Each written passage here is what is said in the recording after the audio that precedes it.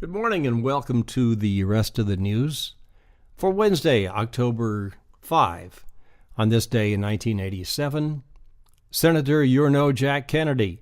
That was Lloyd Bentsen to Dan Quayle. Are you ready for some football? How about that story with Hank Williams Jr. and ESPN? Well, it seems his dad, Hank Sr., of course, left behind what's being described as a tattered old suitcase full of songs, maybe unfinished, certainly unrecorded. The Lost Notebooks of Hank Williams will be released tomorrow. Features these new old Hank Williams songs by Norah Jones, Bob Dylan, Jack White, Levon Helm, Alan Jackson, Sheryl Crow, Merle Haggard, Vince Gill, Rodney Crowell, Patty Loveless, Jacob Dylan, and a couple of ladies, both with the last name Williams, Holly and Lucinda. That's tomorrow. Yesterday, a big surprise in Cupertino, there's no iPhone 5. Tim Cook is the new boss at Apple.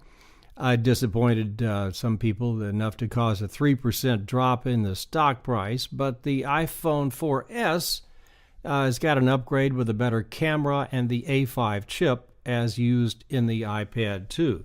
And apparently some new voice speech recognition stuff. You can ask it a question, like the example I read was, I need an umbrella today? That's what it was. And the iPhone answers you back. It says something like, it looks cloudy. There's a couple of other phone stories that might interest you. Your providers actually store all of your call records, maybe for years, and in some cases actually store the text messages, the body of the text for years. So it's there. And in Michigan, police have got a new cell phone extraction device. So when they stop you, they not only can just search your car, they can also search your phone. It was 15 years ago when NBC teamed up with Microsoft to form MSNBC. This past summer, AOL and Huffington Post joined forces. Yesterday, it was announced the cooperation of ABC and Yahoo News. Amanda Knox said to stand to make about $20 million for movie, book, and TV interview deals. One American news organization ready to private jet in Perugia to fly her home in exchange, of course, for the first interview. Will she ever eat Italian again? Bicycling Magazine has named America's top new bicycling city, beating out former number one, which was Portland. My name Congratulations is Dan to new number one, Minneapolis. And a new report out says that people are yet every still 823 evolving. Years. Leonard There's a Nimoy month has with announced 5 that Mondays, he's attended his 5 last Saturdays, and Star 5 Trek Sundays. convention. It was This held is in it. Chicago. It's called Moneybags. It was the 45th. This month. Has This not happened is since World the year Space 1188 Week. It's and the won't 12th happen again annual until one of those, 28, celebrating 34. This month, Sputnik, 5 which Mondays, launched 5 yesterday Saturdays, in 5 Sundays. 1957. And Over all this the past weekend, space Orlando, activities Florida that's come hosted since. the There's 100-year a current Starship driving hazard Symposium. just announced. It's Scientists deer at the public mating event discussing season. how we And a might couple get to other in worlds central within the Pennsylvania next century. let their dog out. There's the one possibility morning that recently, there could be only to have it generations quickly return born into the and house die being on chased the by ship. a Never to see brown Earth, bear. never That'll to see wake the you new up. world. Hope that doesn't happen That's to just you it. They today. live their Thanks for lives listening as to the rest of the placekeepers news. Until tomorrow, on board the boat. This is Dan Earhart. Applications are not yet being taken. We've heard of peak oil. Here's an interesting new development. There's a concept now called peak fat, which says that people may be plateauing. The global obesity epidemic may be plateauing, and people will now become skinnier, is somehow tied to the production of oil. That might be nice. Here's more food news. In the first potential case of its kind, there's a company being accused of stealing a vegetable unique to a country for the purpose of making a biotech genetically engineered version of that vegetable. It's called biopiracy. The country is India. The vegetable is eggplant. The company is Monsanto. The crime would be called biopiracy.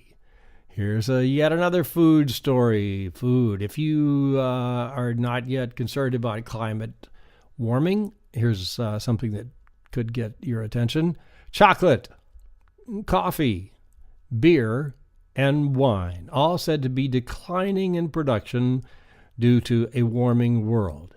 Chocolate, coffee, beer, and wine.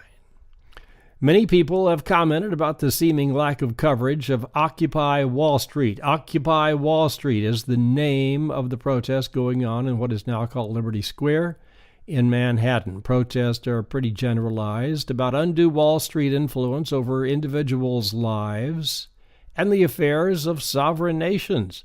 Heated up pretty good Saturday afternoon. 700 people were arrested for marching on the Brooklyn Bridge. They did not have a permit. Mayor Bloomberg said it's very easy to get a permit.